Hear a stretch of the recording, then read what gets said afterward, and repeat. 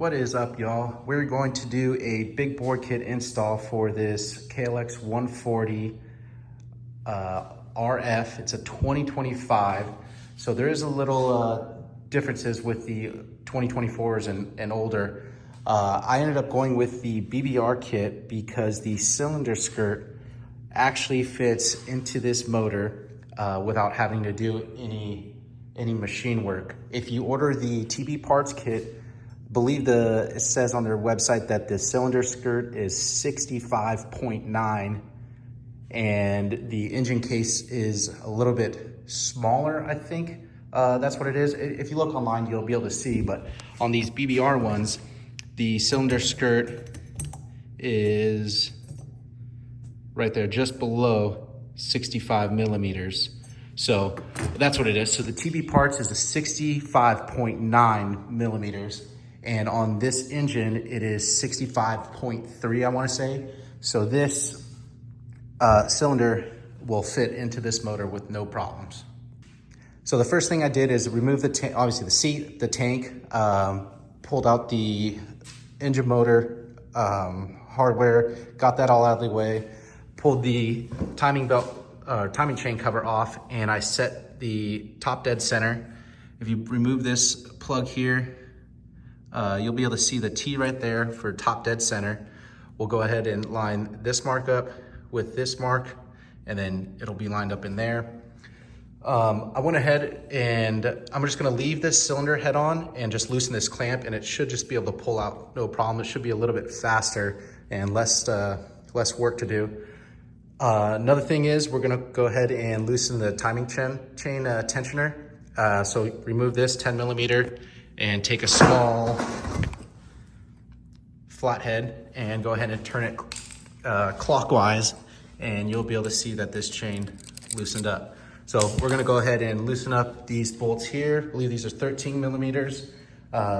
Take those 4 off, and then we can go ahead and work the chain out and then get the head off.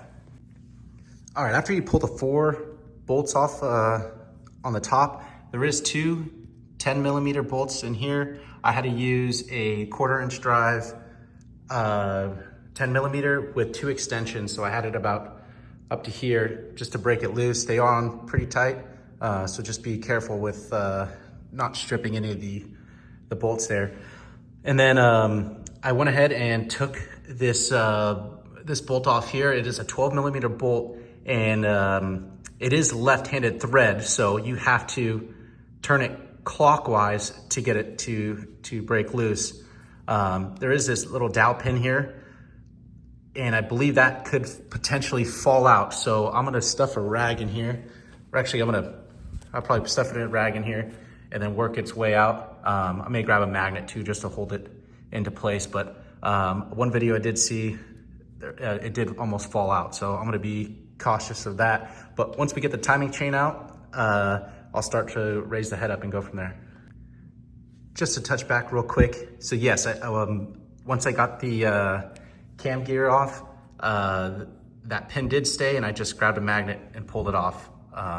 Obviously put a rag here so it doesn't fall, and then we'll move on to the next step. So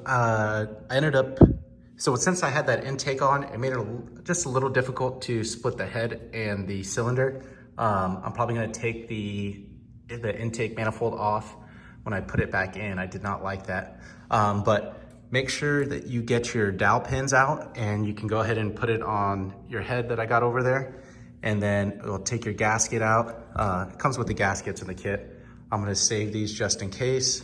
And then also your timing chain guide will pop out like so. Just remember the direction. To show you in comparison of the stock cylinder and the BBR cylinder, we got 64.82, and on the stock one, 64.7-ish, right in there. So when you get your head, the old head and the new head next to each other, you'll notice there is this piece right here. Couldn't tell you what it does. It might have oil run through it. I am not sure. But anyways, there is a O-ring on the smaller side sat right in that spot right there. Then this one sits right below the ring. Sits right below the ring right here. So this was pushed in. Hold on a sec, my apologies. So this was sat like so.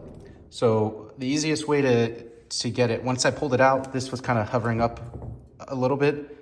The easiest way to do it is push it out, pull the O-ring off, and then push it through. And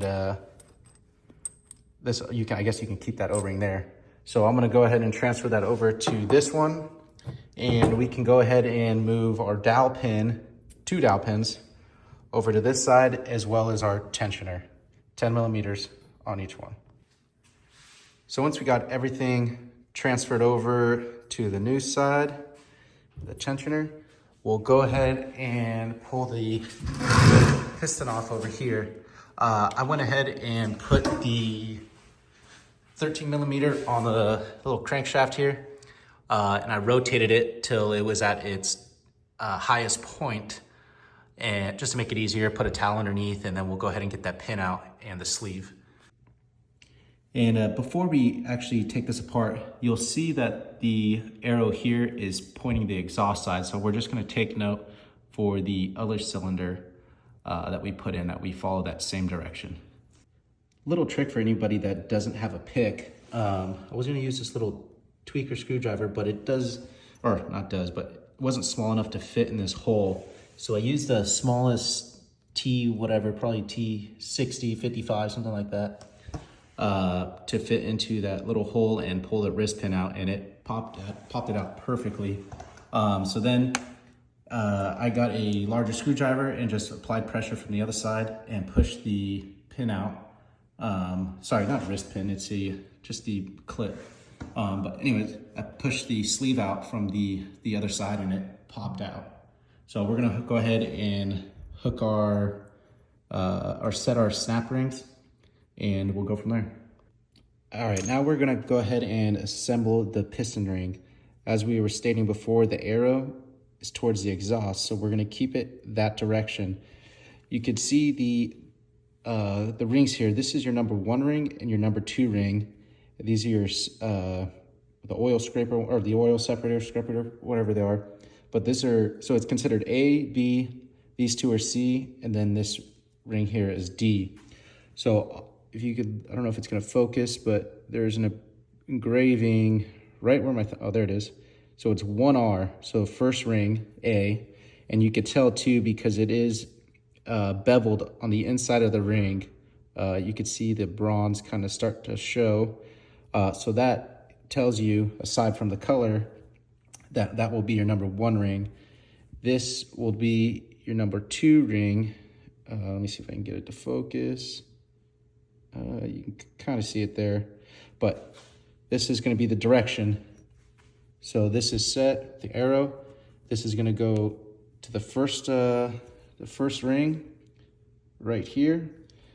Your number 2 ring is going to go to the second one, and this larger groove is for your other oil scraper rings, or whatever they are exactly. But yeah, these are the directions that they're going to be over here and here. So what is that, 10 o'clock and 2 o'clock position? Or 11 and 2, 11 and 1, whatever it is. But yeah, that's the direction. And then this is the 6 o'clock position. So I'm gonna go ahead and work these on and we'll go from there. Just so you can see what I'm doing, I got the lower, the C and D rings in, and that ring that's kind of like zigzag shaped, that is going to be sandwiched between the 2 smaller rings.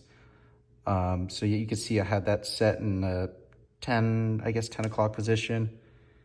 That one's set there at the 2 o'clock position. And you can see that set right there at the 6 o'clock position. So that's how it should come out. Make sure you have that beveled side to the top position, or how you could see the 1R.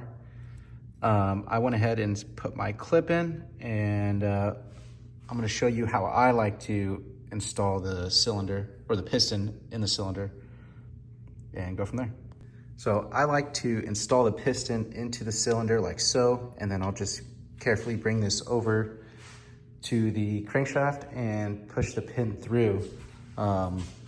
Again, make sure that arrow is facing the exhaust side, and yeah, well, let's get this on. Also, probably should, since we have it out, we'll tighten that tensioner, bring that spring back, and go from there. So considering this bike is brand new, it has less than 10 hours on it, I'm gonna keep this gasket on for sake. I cleaned it up, all the oil off of it, but if you are replacing it, make sure you scrape it off, use some Scotch-Brite, clean it up, put a towel in here before you start, and then go from there. This is a felt gasket, just so you know, and the one from the head to the cylinder, it is metal. So go ahead and clean that up and get it installed before you put the cylinder on. So I went ahead and put another towel down, got the cylinder in place, pulled the timing chain through. I got it here connected to the zip tie. Went ahead and put the pin in and the clip, and yeah, I'm gonna go ahead and get ready to set that. If you see that your crankshaft fell down, you can go ahead and get, like I have it over there, the 13 millimeter. Got it right to the crankshaft, and I just turned it over a little bit so it came back up, and I'll go ahead and set the cylinder in now. Now that we have the cylinder head sat, you're gonna make sure that you have your timing chain, let me see if I can see down there, perfectly around the gear that's down in there. That way we can get it around the gear for the camshaft. Go ahead and sit your other chain guide for the timing chain. You may need to pull it up before you drop it in, and you'll see that it sits down in its groove. So I went ahead and moved the dowel pins from the head to the cylinder, and I put the new gasket in, and then I'm going to feed that chain through the hole here and slide it on. So I got a little ahead of myself. I got the bolts on, so that's good.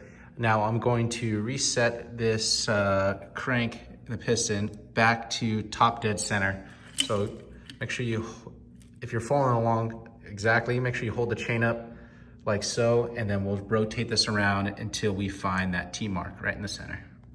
All right, so this is how I have it set up. And if I don't block the light, you'll see that T and that notch, and that is top dead center. So I went ahead and tightened the 4 bolts on top and the 2 in the middle, or not the middle, the side. The 4 on top, I tightened it to 22 Newton meters and tighten it in like an X pattern, followed around till you get all clicks the same at 22 Newton meters. And then you can come over here and tighten these 10 millimeter bolts to, it was 16 Newton meters. And then now, gonna get the timing chain in and yeah, get this chain on. I am not sure how, but I got this lined up first try. So yeah, again, cam ring to this mark right here, I lined up, and if I can get it to focus, top dead center to that mark that's down in there. And yeah, now I got this on. Remember, this is left-handed thread. So now we're going to put the bolt in and spin it counterclockwise to tighten it. So got this all tightened up. I went ahead and put a blue drop of Loctite on here, tighten it down. Couldn't tell you the torque. I just used an impact and just 2 little rattles. Can't imagine it's more than, considering this and this are roughly the same size. It's got to be about 18 Newton meters in between the size of this 13 millimeter bolt, this 10 millimeter bolt. This was a 12, so it's probably about 20 Newton meters. If you want to look it up, go ahead. But yeah, I just used an impact to tighten it down and gave it 2 ugga-duggas. Now I am going to let go of the tensioner. So you can see that it's still, oh no, that's already set. All right, so we don't have to worry about that. If your chain is still tight, or loose, sorry, then you can go into here, back it up, and it should reset. And yeah, I'm just gonna double check the timing marks again, and then I am going to put the 13 millimeter right there on the crankshaft and rotate it around, make sure no valves are getting in contact with the head. And if it's all clear, I'm gonna just put the intake back on, the exhaust, put the gas tank on, and I'll fire it up. Just gonna show you, just so you can be certain. So again, timing chain is now on and tight. Marks are lined up.